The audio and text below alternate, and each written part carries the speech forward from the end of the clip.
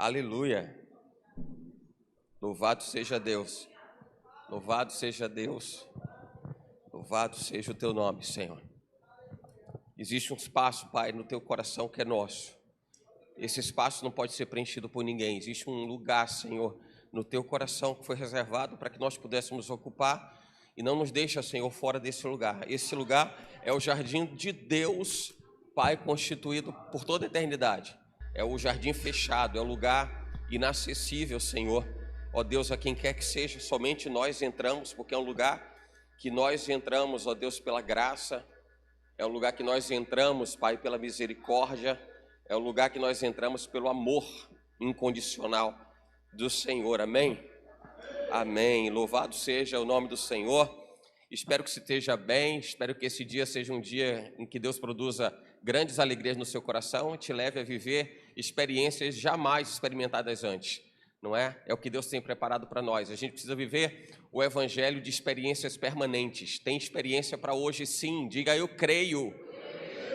E tem sim, tem experiências para hoje, porque Deus fez um dia inédito, Deus fez um dia que não vai se repetir mais, porque toda a conjuntura daquilo que Deus fez para hoje é para hoje mesmo, e hoje é o dia que o Senhor fez para fazer cumprir o seu propósito, a sua vontade, que é boa, perfeita e agradável, né? Para nós, para desfrutarmos da sua generosidade, da sua bondade. A Bíblia diz que a bondade de Deus permanece para sempre, e de eternidade em eternidade, essa bondade, ela se estabelece para a glória de Deus. Amém? O livro dos Salmos, no capítulo 5, portanto, o Salmo 5, o verso 1, né? Na realidade, nós vamos fazer a leitura de todo o Salmo 5. Glória a Deus. Bendito seja Deus. Aleluia. Aleluia. Glória a Deus. Vamos fazer a leitura, sim ou não? Amém. Está escrito assim, ó. Dá ouvidos às minhas palavras, ó Senhor. Atende à minha meditação. Atende a voz do meu clamor, Rei meu e Deus meu. Pois a ti orarei. Pela manhã ouvirás a minha voz, ó Senhor. Pela manhã me apresentarei a ti e vigiarei. Porque tu não és um Deus que tenha prazer na iniquidade, nem contigo habitará o mal. Os loucos não pararão à tua vista. Aborreces a todos os que praticam a maldade. Destruirás aqueles que proferem a mentira. O Senhor aborrecerá o homem sanguinário e fraudulento. Mas eu entrarei em tua casa pela grandeza da tua benignidade, e em teu temor me inclinarei para o teu santo templo. Senhor, guia-me na tua justiça por causa dos meus inimigos. Aplana diante de mim o teu caminho, porque não há retidão na boca deles. O seu íntimo são verdadeiras maldades. A sua garganta é um sepulcro aberto. Lisonjeiam com a sua língua. Declara os culpados, ó Deus, caiam por seus próprios conselhos. Lança-os fora por causa da multidão de suas transgressões, pois se revoltaram contra mim. Mas alegrem-se todos os que confiam em ti. Exultem eternamente, porquanto tu o defendes, e em ti se gloriem os que amam o teu nome. Pois tu, Senhor, abençoarás ao justo, circundá-lo-ás da tua benevolência como de um escudo. Aleluia, aleluia. Diga assim, mas Senhor, o meu coração se alegra em ti, porque eu confio em ti. Eu exulto o teu nome eternamente, e em ti eu me glorio, porque eu amo o teu nome. Diga, eu amo o teu nome. Diga, eu amo o teu nome. Amém. Aleluia, Pai. Bendizemos, Senhor, o teu nome é santo. Ó Deus, a tua glória, meu Pai, manifesta, revelada, explícita, partilhada conosco. Senhor, nos traz a certeza de que nós não estamos, ó Deus, desamparados nessa vida. Pai, nós não estamos vivendo aquém do plano, do projeto eterno do Senhor, do teu coração, mas estamos, Senhor, estamos vivendo, Pai, o projeto contínuo, estamos vivendo o projeto eterno do Pai. Assim, Deus, em nome de Jesus, em nome de Jesus, Senhor, em nome de Jesus, Senhor, que os nossos corações sejam movidos pelo teu Espírito, Pai. Ó Deus, e a graça do Senhor nos conduza em triunfo de vitória por todos os nossos dias nessa terra, em nome de Jesus. Você pode dizer amém? Amém. Tome seu assento, em nome de Jesus. Glória a Deus. Olha, todas as coisas são para a glória de Deus, tá? Diga, tudo é para a glória de Deus. Diga, o dia de hoje é para a glória de Deus. E todas as coisas, a gente tem partilhado muito dessas experiências permanentes de que tudo que a gente vive, Deus está no negócio, tudo, mesmo que pareçam momentos mais difíceis, Deus está no negócio, Deus está cuidando de você no momento mais agradável, no melhor momento, na situação mais simples, mais fácil, mais prática, mas Deus também está cuidando de você, está cuidando de nós nos momentos mais complexos da vida, não é? Nas adversidades, nos grandes desafios. O Senhor não recolhe a sua mão, porque Deus não muda a sua natureza, Ele é o mesmo ontem, hoje, eternamente. A forma como Deus trata da vida humana e do relacionamento dEle conosco nos permite acreditar, confiar de que o amanhã, ainda que seja desconhecido para nós, Ele não nos faltará. O Senhor não faltará em suprimento, em suporte, em graça, em misericórdia. Nós temos tudo preparado para um dia que sequer existe, mas já está preparado, porque Deus, Ele prepara todas as coisas. E eu vejo que a gente vive um tempo em que as pessoas estão desanimando. Tem muita gente que está desanimada com a vida, desanimada com as coisas que vive. O desânimo parece que tem assolado as pessoas.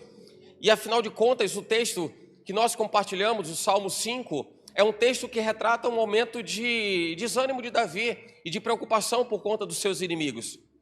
E eu vou dizer uma coisa que é importante, porque toda a história de Israel, ela está fundamentada no reposicionamento de Israel para com Deus. Todas as vezes que você lê nas Escrituras que Israel, ele esteve diante de um inimigo, um oponente, e muitas vezes subjugado por esse oponente, muitas vezes escravizado por esse oponente, isso nunca teve outra razão de ser senão para que Israel pudesse se reposicionar. Por isso eu vejo que a adversidade na vida nos reposiciona. A adversidade na vida não é o comportamento que muitas pessoas têm, que no momento, na situação mais difícil, as pessoas ficam reclusas, as pessoas desistem de tudo. Literalmente, no vulgo popular, as pessoas jogam para cima. Então, não joga para cima esse negócio. Nunca foi esse o projeto de Deus. Nunca foi essa a razão do homem ter que superar desafios. Nunca foi. Mas me parece ser algo que se inclina para o orgulho do homem. Porque enquanto o homem atender o seu orgulho, ele nunca vai perceber que precisa de Deus. O que destrona o orgulho é a reverência e a dependência que temos de Deus. Todas as vezes que nós olharmos para qualquer situação e enxergarmos que para aquilo a gente precisa de Deus, a gente vai deixar de fora o orgulho. Foi o orgulho que tirou o homem do jardim. E que orgulho foi aquele? O orgulho do homem querer se sobressair ao plano de Deus, ao projeto de Deus e desobedecê-lo. Isso é orgulho. Isso é orgulho. É orgulho quando alguém não olha para dentro de si e não reconhece onde estão as suas fraquezas. E eu vou dizer que o único lugar onde Deus pode mudar alguma coisa, o único lugar onde Deus pode mudar a história de alguém, e é o único lugar onde o poder de Deus se aperfeiçoa, é na sua fraqueza. Quando a gente lê o Novo Testamento, e não há uma incompatibilidade com o Antigo, pelo contrário, porque toda a Escritura fala a respeito de reposicionamento das gerações ao longo da existência dela. E quando nós olhamos no Novo Testamento, João Batista pregando precedendo Jesus Cristo e pregando a respeito do arrependimento de pecados, o que João Batista está dizendo, ratificando, confirmando toda a lei, é dizendo assim, se reposiciona. Viva uma nova vida a partir de um reposicionamento, porque é a única forma como nós vamos abater o orgulho. E a grande dificuldade de João Batista à época, ou talvez uma das grandes dificuldades de João Batista à época, e que a gente percebe que perdura até os dias de hoje, é a sustentação do orgulho do homem em seu próprio coração. Em seu próprio coração. O lugar onde o rei Davi dizia, sonda, Senhor, e me conheces. Tu conheces o meu coração. E quando Davi diz, Senhor, sonda o meu coração e vê se há algum caminho mau. Ele está dizendo, Deus, eu estou revelando, mostrando, abrindo, escancarando o meu coração para que o Senhor possa fazer a devida medição de quem eu tenho sido no lugar que está reservado para que o Senhor reine. Porque é lá no coração que o Senhor vai fazer a devida aferição, a devida medição de quem você é. E quando ele faz essa medição, não é para apontar, não é para subjugar, não é para reprimir, não é para envergonhar. É para que ele possa dizer assim, eu estou lhe proporcionando uma oportunidade, se reposicione. Que foi o que aconteceu com Israel ao longo da história. Israel que viveu subjugada por 430 anos de escravidão no Egito, para quê? Porque era bonito viver 430 anos subjugados por um povo que estava distante dos planos e projetos de Deus. Era bonito o Império Babilônico se sobressair sobre Israel? Não era por isso. Não era. O exílio babilônico, era bonito isso? Não era bonito isso. Não é questão de ser bonito. Isso não tem nada a ver com Deus, tem a ver com o homem. Tem a ver com o homem. Porque Deus nos coloca numa geração, num recorte histórico do tempo para que a gente faça a diferença. E a gente precisa vencer o desânimo. Davi está vivendo um tempo de desânimo. Davi está vivendo um tempo de desânimo. Desânimo em que contexto, em que sentido? O sentido de que ele está se vendo cercado por inimigos. E agora ele diz, Deus, o que é que eu faço? É o sentimento de alguém que diz assim, Deus, essa é a minha rotina, essa é a minha vida. E quantas pessoas estão vivendo a mesma rotina de dificuldade, de problema, de aflição, corre para um lado, corre para o outro. Às vezes as pessoas recorrem ao caminho que é mais simples, e eu repito, isso é orgulho. Porque é mais fácil tentar dar um jeito com as suas próprias mãos do que reconhecer que precisa de Deus, que precisa se reposicionar diante de Deus, que precisa se voltar a Deus, que precisa ter um relacionamento mais intenso com Deus. Veja que dentre as cartas que o Senhor nos apresenta como cartas apocalípticas, uma se encaixa, aliás, todas se encaixam à igreja dos dias de hoje, mas sobretudo aquela que diz respeito a quem conheceu a Jesus, a quem um dia ouviu quem era Jesus, a quem um dia tomou conhecimento de alguma forma, em qualquer intensidade, mas tomou conhecimento de que ele era a porta que levava para o céu. E o Senhor traz numa dessas cartas dizendo, eu vi a tua obra, eu vi a tua paciência, eu vi o quanto você se dedicou, se envolveu, mas uma coisa eu tenho contra ti. É porque o lugar que devia ser cuidado, o lugar que devia ser preservado, agora está maculado. Agora está maculado. Agora tem pecado. Agora tem pecado. De tudo que você deve guardar, guarde o seu coração. Se você quer encontrar um meio pelo qual você não vai desanimar, você não vai retroceder, você não vai voltar atrás, é se você mantiver o seu coração na presença de Deus. Assim você vai se manter intenso. Tem uma frase, é uma frase de Charles Spurgeon. Eu leio muitas coisas a respeito dele e das suas mensagens, e uma delas diz assim, melhor do que o hábito da oração é viver o espírito de oração, porque ele até valoriza a questão do hábito de oração, e você tem um dia para orar, o lugar para orar, o momento para orar, a hora para orar. Você tem o hábito da oração, mas ele diz, melhor do que isso é o espírito de oração, porque é a forma como você se mantém estável o tempo todo. Um crente constante, alguém constante. E a Bíblia diz, sede constantes e abundantes, sabendo que nenhuma das obras que você faz é vã no Senhor. Nenhuma das obras que você faz é vã no Senhor. Então mantenha-se constante, em nível elevado, em nível de excelência, para que você saiba que o lugar onde Deus habita, e Ele faz a aferição de quem você é, para te reposicionar, Ele está verificando, Ele está avaliando, e se necessário for você atravessar adversidades na vida, isso será para mostrar que Deus é contigo, irmão. Que Deus é contigo, irmão. Que Deus é contigo. Eu me lembro quando a Bíblia fala lá em Josué capítulo 1, em Josué capítulo 1, a Bíblia fala a respeito de uma instrução que Deus dá a Josué, e é o momento em que Josué é o chamado handover, né? Você está passando o bastão de um para o outro. Você está passando a tarefa de um para o outro. Moisés passa o bastão para Josué. Josué agora toca os trabalhos. E a instrução que Deus dá para Josué é o quê? Esforça-te e tem bom ânimo. Esforço e bom ânimo é o binômio da vida bem-sucedida em Deus. Esforça-te e tem bom ânimo. Porque a gente vai ver que esforço fala da maneira como a gente vai empreender, dedicação, vai se empenhar em fazer alguma coisa, por mais difícil que ela seja. Mas esforça-te, tem a ver com isso.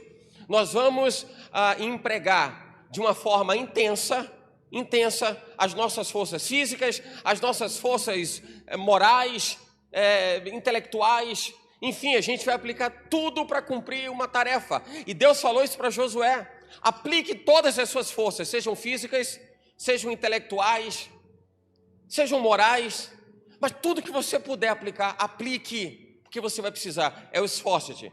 Aí ele fala, tem bom ânimo. Ter bom ânimo, que dá em longanimidade, é ter disposição de espírito. Significa dizer que a gente não vai encontrar aquele mar de rosas, como a gente às vezes pensa que é assim a vida, e não é.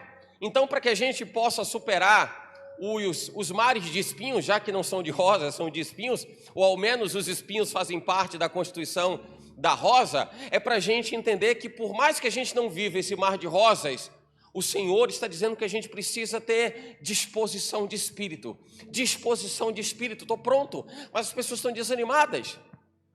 As pessoas estão desanimadas. E o que é o desânimo, senão um sinal? Como se a gente pudesse ter um exame de imagem, um exame diagnóstico que diz assim, você precisa mais de Deus. Precisa mais de Deus. Precisa mais de Deus. Aí a gente faz aquela enquete assim, olha, quem está passando por algum problema aí, dificuldade, adversidade, tá? Levanta a mão, só para ter uma ideia. Levanta a mãozinha assim. Deixa eu ver se eu encontro alguém que não está passando problema nenhum.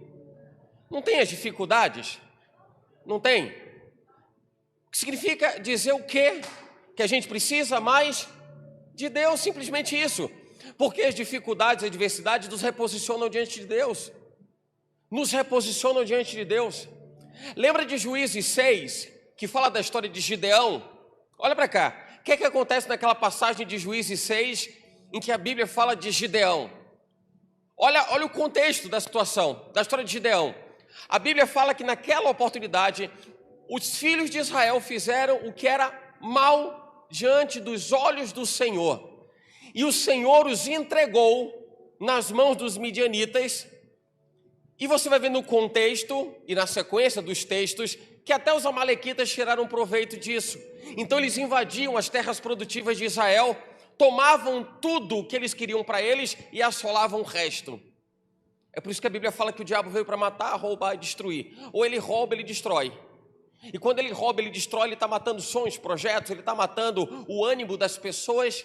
E é isso, ele tira para ele o que interessa, o que não interessa, o que não quer mais, mas vai ser bom ainda para aquela pessoa, ele destrói. Os amalequitas, os midianitas faziam exatamente isso. Invadiam as terras produtivas de Israel, roubavam o mantimento, o produto da terra, tiravam para eles, mas se ainda sobrasse alguma coisa, eles destruíam, porque não era só importante para eles tirarem de Israel, era não deixarem nada para Israel. Não era só tirar, era tirar e não deixar. Tirar e não deixar. E diz a Bíblia que em dado momento estava lá Gideão, filho de Joás, Abiesita, descendência de Manassés, de Abiezer, e ele estava debaixo de um carvalho em Ofra. parte das terras de Manassés. E ele estava lá malhando trigo. Ele estava malhando trigo por quê? Porque era chegado o tempo de uma nova invasão, de uma nova investida, incursão contra Israel. E aí ele estava malhando trigo, num lugar escondido para tentar guardar alguma coisa, algum mantimento. Deus manda um anjo para falar com Gideão. Deus manda um anjo para falar com Gideão. 7 anos Israel entregue nas mãos dos midianitas, amalequitas, e a Bíblia ainda fala que outros povos do Oriente que subiam também para atacar. Sabe aquela coisa do porta arrombada, porteira arrombada, passa boiada? Então bora, vamos no vácuo. Bora lá, vamos aproveitar também, vamos tirar uma casquinha de Israel. 7 anos. Quando o anjo aparece para Gideão, a Gideão questiona, mas olha, meu Senhor, por quê? Por que razão a gente está passando por essa aflição? Por que a gente está passando por essa dificuldade? Por que desses problemas e tal? É o Senhor mesmo que está falando comigo. Ele vai pegar um cabrito, pães asmos, né, sem fermento. Aí o anjo toca e consome ali aquele sacrifício. Ele diz, é o Senhor mesmo. Meu Deus do céu, mas por que a gente está passando por essa aflição? E Deus está falando com ele. O problema é que é necessário reparar algumas roturas, algumas brechas que ficaram. Enquanto isso não for feito, não há reposicionamento. Enquanto, olha aqui, irmão, enquanto você não olhar para dentro de você e não reconhecer o que você tem que reparar diante de Deus, fechar as brechas são necessárias, não vai reclamar de Deus aquilo que você está vivendo, porque a aflição, dificuldade, adversidade é para te reposicionar, é para você orar mais, para você buscar mais. É para você se dedicar mais, é para você se envolver mais. É para você criar em Deus estratégias para contornar as situações mais complexas, mais difíceis. Mas por que as pessoas olham somente para as suas dores e se vitimizam por conta disso? E só sabem viver a mesma rotina, chorar, reclamar, murmurar, achar que está tudo errado. O que é que Deus tem para a minha vida? E as pessoas não olham para frente. Olha o que a Bíblia diz, deixando as coisas que para trás ficam. E o que mais as pessoas fazem é olharem para trás, para chorar as pitangas da vida. E a Bíblia fala, eu olho para as coisas que estão adiante de mim. Eu olho para aquilo que está proposto. Eu olho para aquilo que não está sequer constituído segundo o meu conhecimento, mas está direcionado segundo o propósito do Pai. Eu olho para frente, porque eu não vivo do que vejo. Eu vivo do que creio. O amanhã não está constituído para mim. Não está revelado, não está mostrado.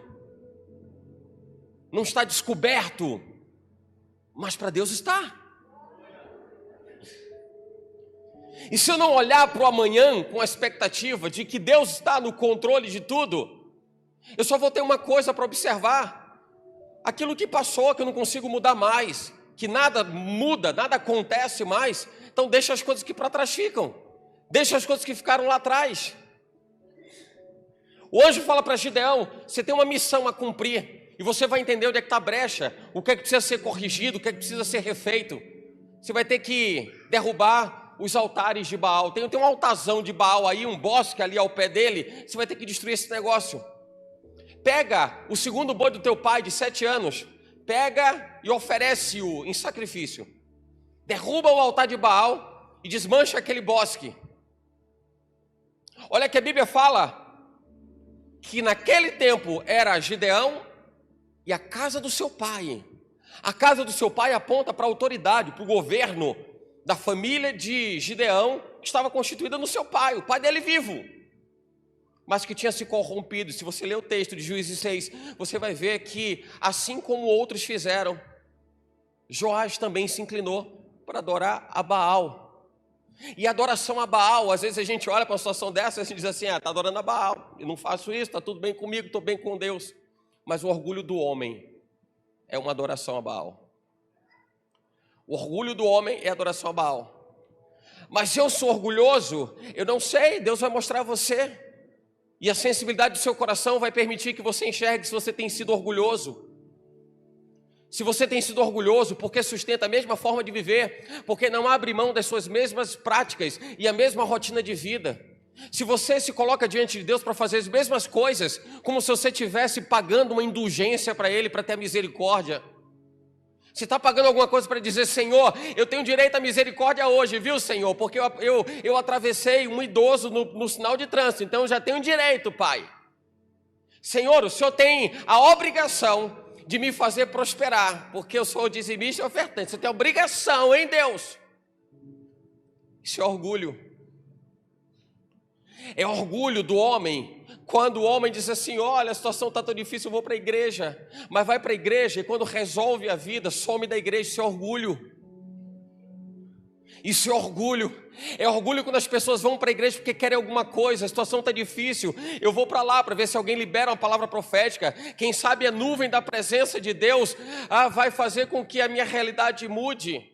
E ela vai mudar não por conta da sua exigência de que as coisas mudem, ela vai mudar se a sua sensibilidade te conduzir à identidade que você tem no Senhor. É só pelo fato de que Ele é o seu Pai, somente. E se você entender que Ele é seu Pai, você tem direito a tudo que Ele tem. E se você sabe que Deus é o Senhor de todas as coisas, você é filho e tem direito a essa herança. Eu tenho tudo nele e por isso eu posso todas as coisas nele, porque Ele me fortalece. Somente isso. Eu não preciso mendigar diante de Deus e dizer, Pai, faz isso por mim. Olha, Deus, pelo amor de Deus. Sabe como é isso? Deus, pelo amor de Deus. Você não precisa. Sonda-me, Senhor, e me conhece. Ele conhece. A questão está no relacionamento, e nós sabemos disso, nos relacionamentos mais próximos que nós temos, dentro de casa, relacionamentos conjugais, com filhos, família de forma geral. Você bem sabe disso. Como você pode gerar um distanciamento nesse relacionamento, ou como você pode gerar uma aproximação nesse relacionamento. Se você cuida de manter uma relação próxima, é porque você está dando mais atenção, é porque você está dedicando mais tempo, você está investindo mais nisso. Então está claro que quando o homem se distancia de Deus, é porque o homem quis se afastar de Deus. O homem, ele empreendeu no seu coração se afastar de Deus. E esse é o sentimento de Davi, quando ele está agora prostrado e reconhecendo que os inimigos chamam mais a atenção dele de repente do que a atenção de Deus, do que a atenção de Deus para com ele. O coração dele está mais sensível às aflições e angústias do que a presença de Deus.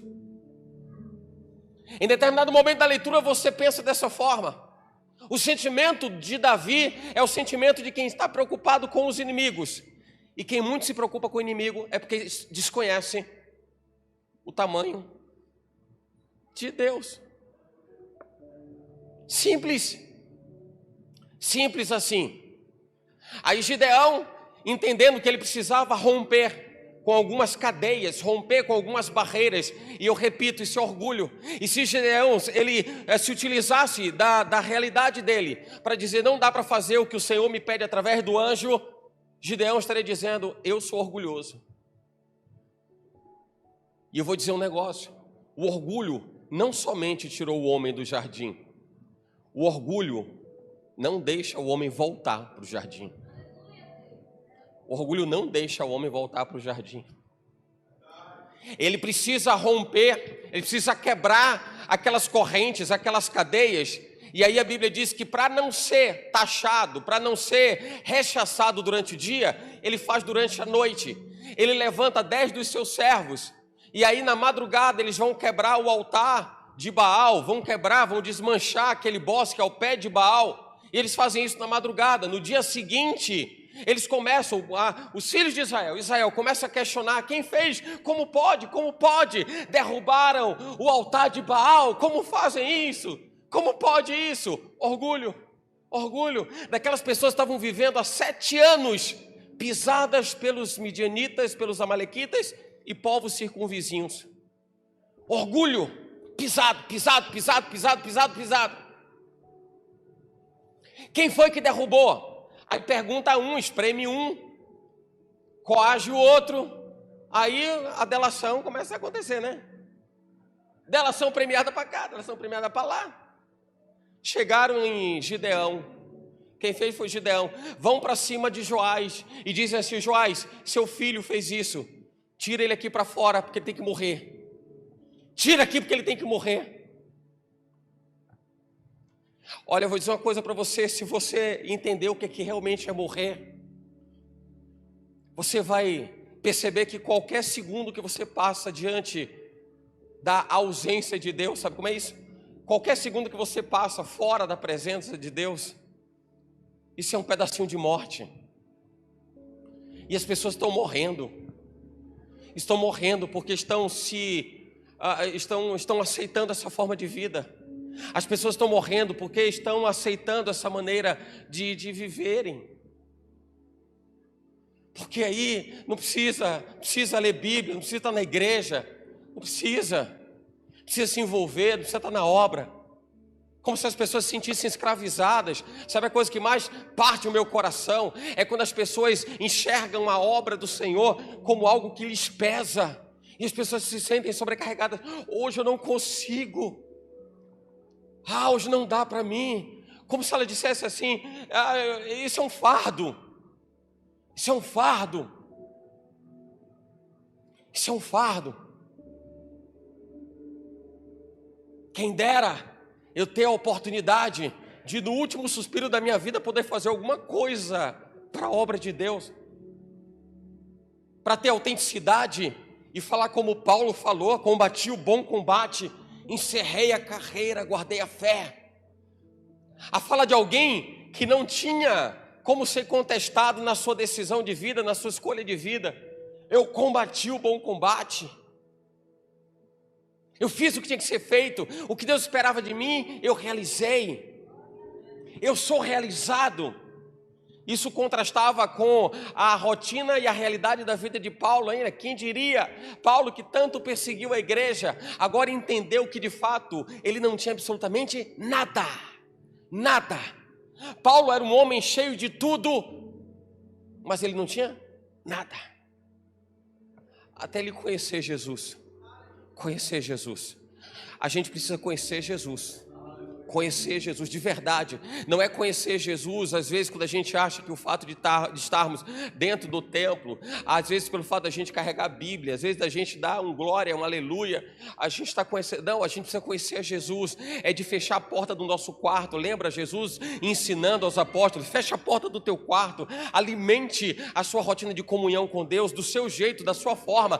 Deus não está procurando formas e padrões para que as pessoas não comecem, não queiram julgar ou queiram aferir qual é a forma correta ou incorreta. E de repente alguém vai dizer assim: não, mas aí tem que orar numa praça pública para todo mundo ver. Quem? Como os fariseus hipócritas. Mas fecha a porta do teu aposento. Teu pai que te vê em secreto,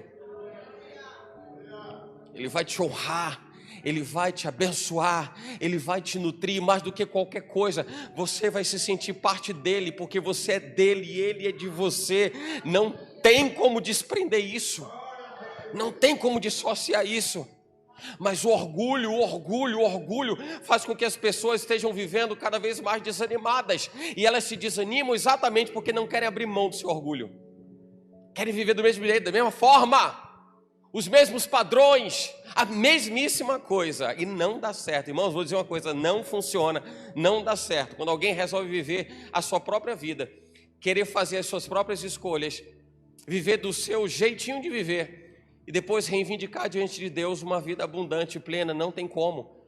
Porventura, a comunhão entre luz e trevas, as escolhas do homem, cujo pensamento está bem abaixo dos pensamentos de Deus, porque mais elevados são os pensamentos de Deus do que o do homem. Joás, tira seu filho aqui para fora. Ele tem que morrer, ele destruiu o altar de Baal. Os filhos de Israel fizeram isso. Tira ele aqui para fora. Depois de toda a história de Israel, de tudo que Deus tinha feito.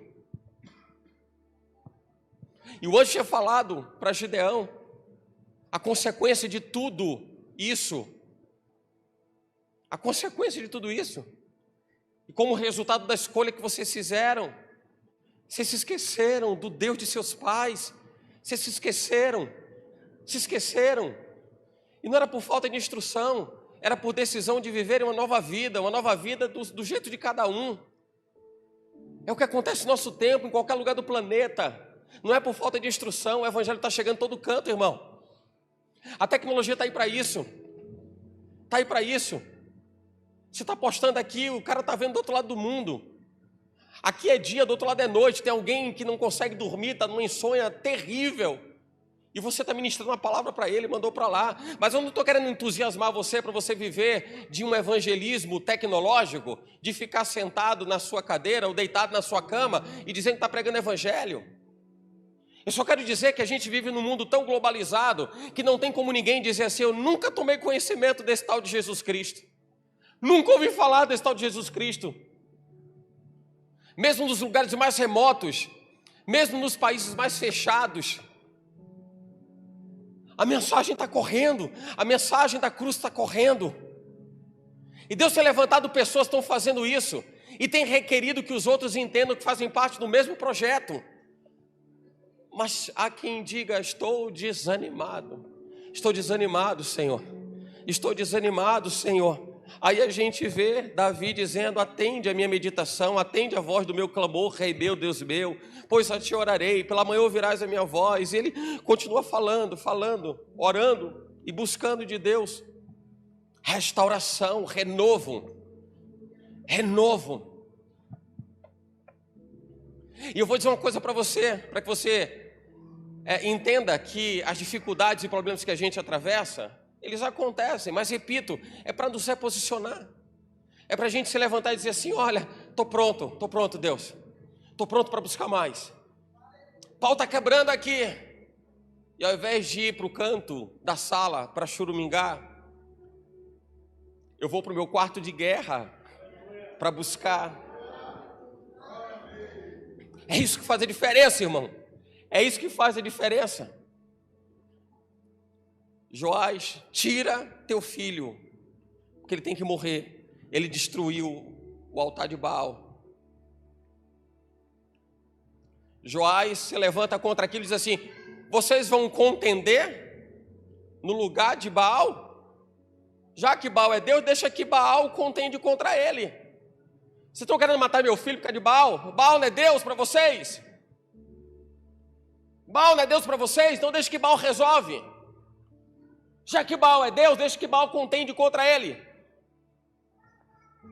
Daí, o nome de Gideão ser chamado de Jeru-Baal. Jeru-Baal significa Baal contende contra ele. Porque entenderam por Joás que não precisava ninguém levantar sua mão para poder tirar a vida de Gideão. Deixa que Baal resolve a vida dele. Se é que Baal vai resolver.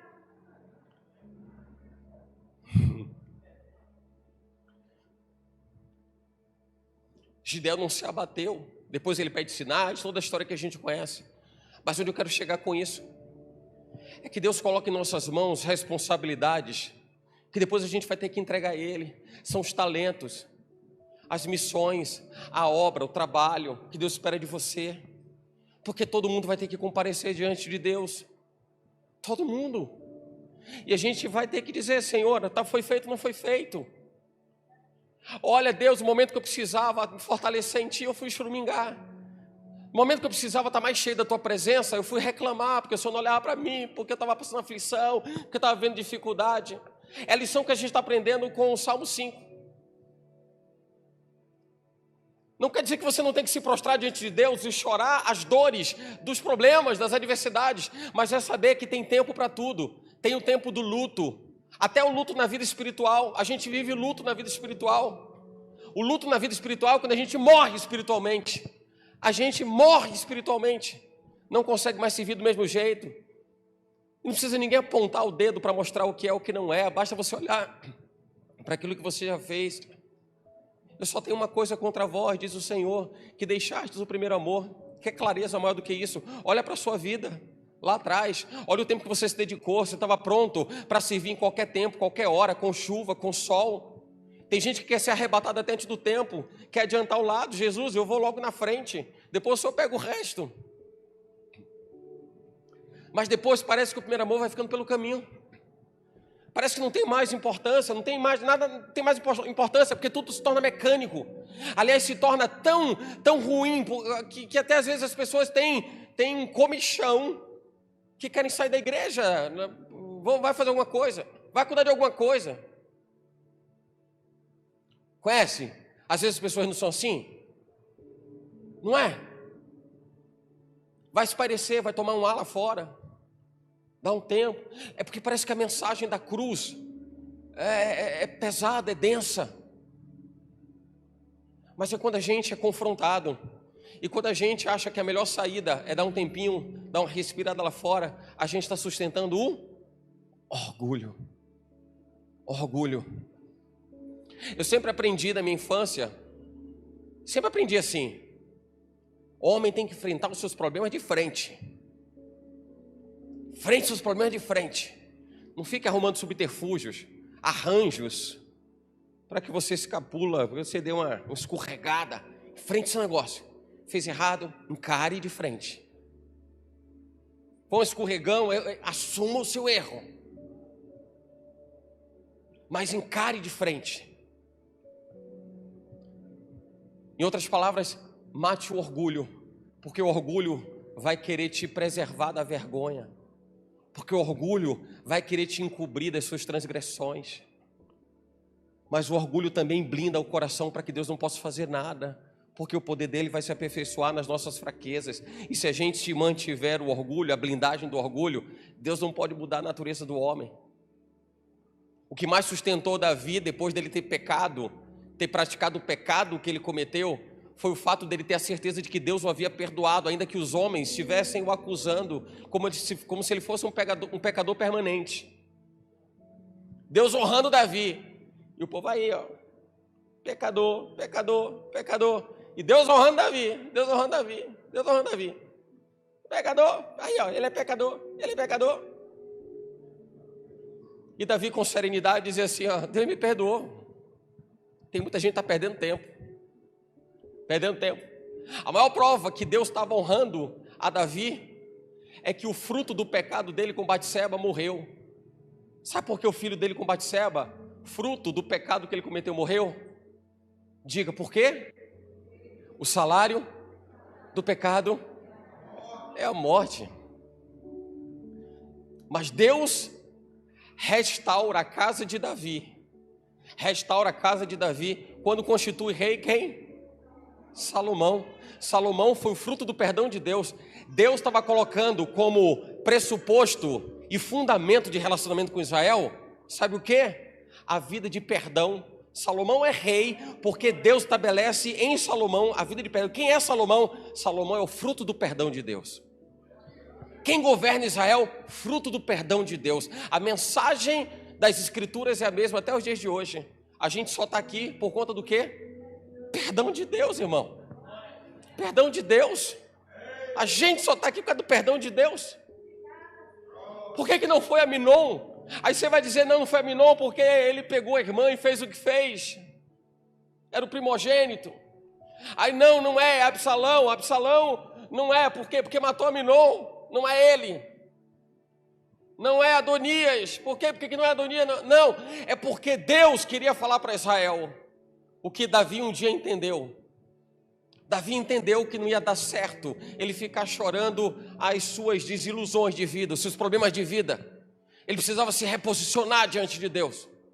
Se reposicionar diante de Deus. Ele estava entendendo a consequência que ele teria que pagar, responder. Mas ele se decidiu em pedir perdão a Deus. E Salomão foi o fruto do perdão. Salomão foi a redenção de Deus na vida de Davi. É que ele coloca lá. As pessoas leem a Bíblia e dizem assim, não é porque um matou o outro pegou o outro fez o outro. Não, e foi, o que sobrou foi Salomão. Não foi o que sobrou, não foi Salomão. Sobrou. Tinham outros irmãos. O propósito de Deus para que o rei fosse, a Bíblia diz que Deus estabelece os reis e os sacerdotes. Ele levanta quem ele quer e ele abate quem ele quer. Ele levantou Salomão para dizer, Israel, vocês não entenderam, mas a mensagem da casa de Davi é essa: perdão para os vossos pecados. Perdão para os vossos pecados. É a única forma da gente viver a plenitude de vida, a abundância de vida, é compreendendo o perdão para os nossos pecados. É que Deus perdoa os nossos pecados. É que o Senhor nos restaura das nossas limitações, da nossa pequenez, das nossas fragilidades. E Davi está mostrando exatamente o que era necessário. nesse salmo em que ele se prostra diante de Deus, se preocupa com seus inimigos, ele começa a falar, dá ouvidos às minhas palavras. O que é que Davi está fazendo? Ele está se relacionando com Deus. Ele está se relacionando com Deus. Ó Senhor, atende a minha meditação, atende a voz do meu clamor, Rei meu e Deus meu, pois a Ti orarei. Aí ele está dizendo assim, ó, pela manhã ouvirás a minha voz, ó Senhor, pela manhã me apresentarei a Ti e vigiarei. Sabe o que Davi está dizendo? Ele está falando assim, Senhor, eu estou mantendo o relacionamento. Eu estou mantendo o relacionamento. Quando o meu coração quiser me abater, ou o meu orgulho quiser me paralisar, eu vou lembrar que eu tenho um relacionamento. Eu vou saber de quem eu sou, e eu vou saber quem é meu.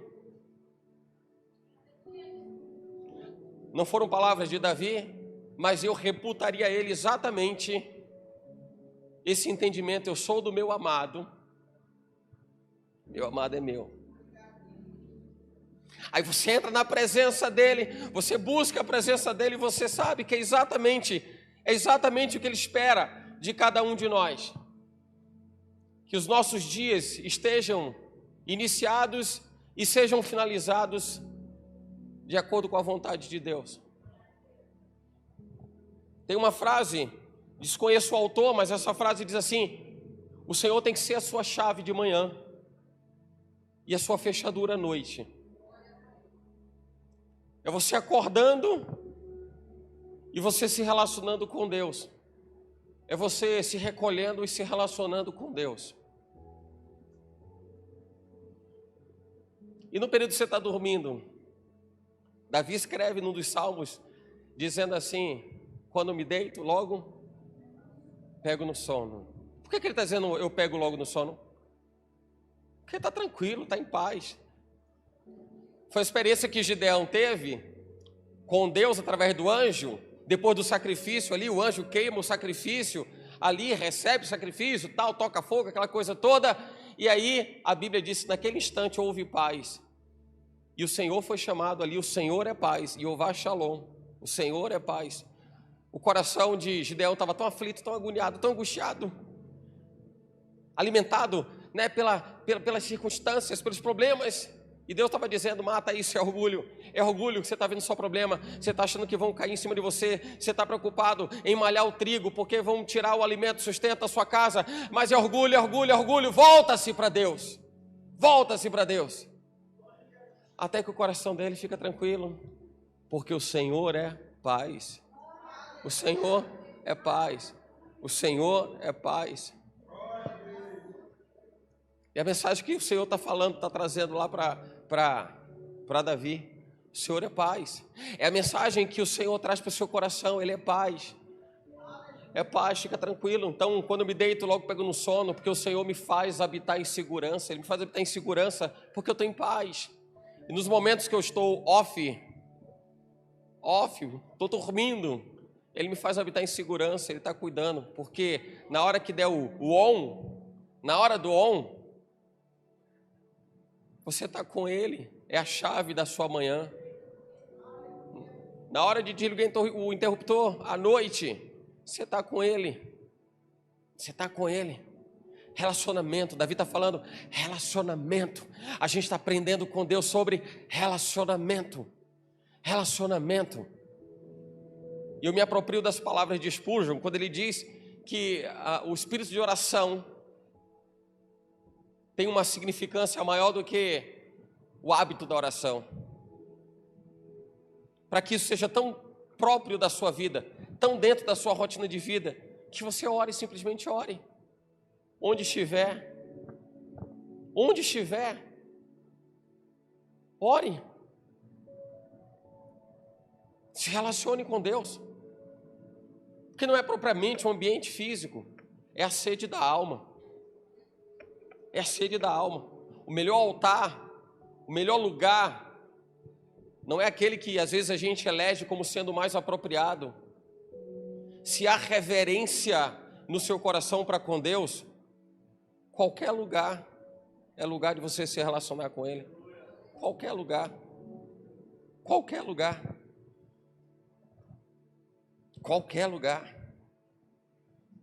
Versículo 4 diz assim: O Senhor não é um Deus que tem prazer na injustiça. O Senhor não é um Deus que tem prazer na injustiça. Contigo o mal não pode habitar. Os arrogantes não são aceitos na tua presença. Odeias todos que praticam o mal. Destrói os mentirosos. Sabe o que Davi está identificando, está reconhecendo? A natureza de Deus. Ele está observando em Deus quem Ele é. A gente vence adversidades, problemas, desânimo, quando a gente entende onde estão as nossas origens, onde estão as nossas raízes. Onde estão as nossas raízes? Se a gente está enraizado ainda, lembra do capítulo 15 de João, Evangelho de João? Eu sou a videira verdadeira, vós sois as varas. O que é a vara, senão um galho que está enraizado, não é nem enxertado, porque enxertia é outra coisa. Mas ali está o braço daquele galho. Vós sois as varas, você é parte da árvore. Você não pode pegar um galho daquele e dizer assim: galho, você não faz parte desse negócio aqui. Galho, você caiu de paraquedas aqui e se grudou nessa árvore, nesse tronco, nesse caule. Não pode, porque o galho faz parte da árvore. Eu sou a videira verdadeira, vocês são os galhos. Galho é ramificação do tronco. O galho, ou através do galho, o fruto é gerado. Uma vez a gente falava sobre isso, né, das aulas de ciência lá da escola. Lembra aí da seiva bruta, seiva elaborada, lembra disso? E aí está acontecendo, está sendo processado no caule, mas está sendo repassado pelos galhos até que chegue no fruto lá na ponta. Aí a gente entende porque o apóstolo Paulo diz assim: você é cooperador de Deus. Vós sois cooperadores de Deus e edifício de Deus. Edifício, construção. Porque a gente fala que tem gente que é difícil, viu? É difícil. Não, mas ele diz, é difícil, é um prédio. E quando ele fala, vós sois as lavouras de Deus, eu fico imaginando, toda vez que eu leio essa passagem, eu imagino exatamente isso. Por Jesus, a videira verdadeira, os galhos, frutos, cai o fruto, semente, morre, porque a semente caindo no solo, na terra, não morrer, fica só. Mas aí vem aquela semente, árvore, galho, um monte de árvore parecida com a primeira, a original, porque nós somos a imagem, a semelhança de Deus. E quando a gente vê assim a lavoura, um monte de árvore, dando os mesmos frutos, os mesmos tipos de frutos, a gente entendendo o que é o fruto do Espírito em todas as suas características, em todas as suas nuances, em todas as suas manifestações, exatamente isso. Porque a gente está entendendo como Davi entendeu a natureza de Deus. O Senhor não comunga com a injustiça, no Senhor não está iniquidade, mentirosos não fazem parte de ti. Ele está dizendo assim: Deus, eu sei quem o Senhor é, porque eu sei o que eu tenho vivido, eu sei em quem eu tenho crido. Mas só pode dizer isso quem se relaciona. Quem se relaciona. Se o seu relacionamento hoje com a esposa, com o filho, te permite dizer assim: eu conheço os passos do meu marido, porque ele está chegando em casa, eu já sei como é que ele caminha, eu conheço o cheiro dele, porque eu sei qual é o perfume dele, eu sei qual é a preferência dela, pelo tipo de comida que ela tem desejo de comer, ou tem por preferência, é por conta de quê? Relacionamento, intimidade, aproximação, é a constância, é a continuidade. É a continuidade. Davi está olhando para Deus e diz assim: Senhor, eu reconheço quem eu sou, porque eu sei quem o Senhor é. Eu sei quem eu sou, porque eu sei quem é o Senhor. Eu sei quem é o Senhor. Em outras palavras, Davi está dizendo assim: eu não vou me abater, eu vou me levantar, eu vou vencer esse negócio, eu vou me reposicionar. Inimigos vão sentir o peso da mão de Deus a quem eu sirvo. Não era o peso das mãos do próprio Davi, não, porque ele entendia que não era o orgulho que o levaria a ser um rei bem-sucedido e tampouco homem segundo o coração de Deus. Eu sei, Senhor, eu sei que quem faz todas as coisas é o Senhor. Diga comigo assim: eu sei que quem faz todas as coisas é o Senhor. É o Senhor. E os dois últimos versículos, os dois últimos versos: mas alegrem-se todos os que confiam em ti, exultem eternamente, porque tu os defendes, e em ti se gloriem os que amam o teu nome, pois tu, Senhor, abençoarás ao justo, circundá-lo-ás. O Senhor vai estar em redor, vai estar circundando, vai estar girando ali em volta. O Senhor vai estar ali o tempo todo, não vai faltar. Circundar-lhe-ás da tua benevolência, a bondade de Deus te cercando, e a bondade de Deus te cerca pela frente, por detrás, em látere, por cima, por baixo. Davi está dizendo: Deus, eu confio em ti. Deus, eu acredito em ti. Deus, eu sei que o Senhor é pleno, excelso e soberano. O Senhor é poderoso. O Senhor é abundante, é completo. O Senhor é total. Assim seja na sua vida. Deus é completo na sua vida e te supre em toda a totalidade, soberania, excelência e majestade. Deus chamou você para que Ele pudesse espelhar em você a natureza dEle, e Ele faz isso. E é dessa forma que você vai vencer o desânimo, vai vencer a aflição, a desconfiança, a incerteza, porque no Senhor podemos todas as coisas, porque Ele nos fortalece. Amém.